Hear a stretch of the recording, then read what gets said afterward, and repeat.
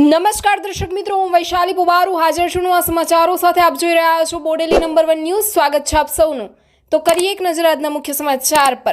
બોડેલી માંગ અયોધ્યા ખાતે ભગવાન શ્રી રામની મૂર્તિ પ્રાણ પ્રતિષ્ઠા મહોત્સવ નિમિત્તે તારીખ 22 જાન્યુઆરી 2024ના રોજ આજે બપોરના 4 કલાકે રામજી મંદિરેથી રામજીની શોભાયાત્રા ભારે આતશબાજી સાથે બોડેલી નાંગ રાજમાર્ગો પર નીકળી હતી, જેમાં શ્રી રામ નામના નારા ગુંજ ઉઠ્યા હતા અને દિવાળી જેવો માહોલ સજાયો હતો. जुओ शूं कही રહ્યા છે राम भक्तों।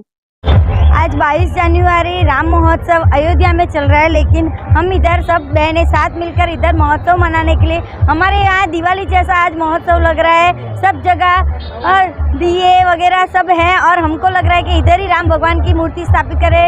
सब श्रद्धालु मिलके इधर राम महोत्सव मना रहे हैं। इधर पूरी बोडेली चौकड़ी पे श्रद्धालुओं की भीड़ जमा हुई है और हम बहनों ने येलो थीम रखी है और भाइयों ने वाइट थीम।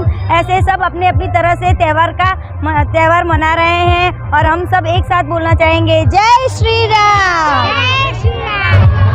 जय श्री राम। हाल में આપણે બોડેલી નગરીમાં બી એક અયોધ્યા જેવો માહોલ જોઈ રહેવામાં આવ્યો છે. વડોદરામાં વડાપ્રધાન દ્વારા પ્રાણ પ્રતિષ્ઠા વખતે જે મહોત્સવને જે ઉત્સાહ મળવા રહ્યો છે, એવો જ ઉત્સાહ આપણે બોડેલી નગરીમાં જોવા મળી રહ્યો છે. બોડેલીના આજુબાજુના ઘણા ગામોથી લોકો ડીજે સાથે શોભાયાત્રા લઈને નીકળી રહ્યા છે.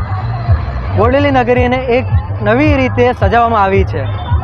બોડેલીના અલીપુરા પાસે એક સેલ્ફી પોઈન્ટ બનાવવામાં આવી રહ્યો છે, જેની સામે લોકો સેલ્ફી પડાવીને આ ઉત્સાહને આ ઉત્સાહ અને એક પર્વને એક હંમેશા યાદગીરી માટે મેળવી રહ્યા છે. આ આનંદ અને આ મહોત્સવ જોઈને એક અલગ જ આનંદ ઊભો થયો રહ્યો છે. આ હરેક હિન્દુ માટે સર્વ પર્વી તહેવાર તરીકે ગણી શકાય છે. આની સાથે ધન્યવાદ. શ્રી રામ. કેટલા દિવસથી આજનો દિવસની રાહ જોવાતી હતી કે 500 વર્ષના વનવાસ પછી રામજી ખુદ જ્યાં જન્મ્યા હતા ત્યાં અયોધ્યા મંદિરની સ્થાપના, એમની પ્રાણ પ્રતિષ્ઠા થઈ.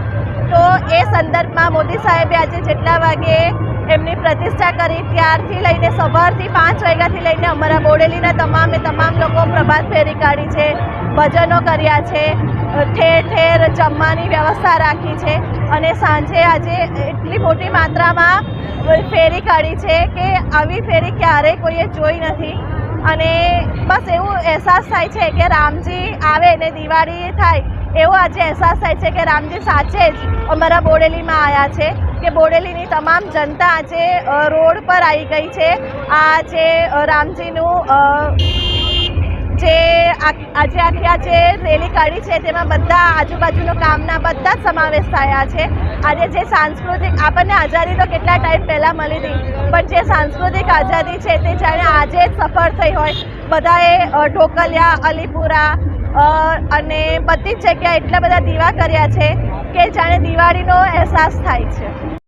અવનવા રોજબરોજના સમાચાર જોવા માટે જોતા રહો બોડેલી નંબર 1 ન્યૂઝ ચેનલ. ને જો આપે અત્યાર સુધી આ ચેનલને સબસ્ક્રાઈબ ન કરી હોય તો સબસ્ક્રાઈબ કરો ને શેર કરો.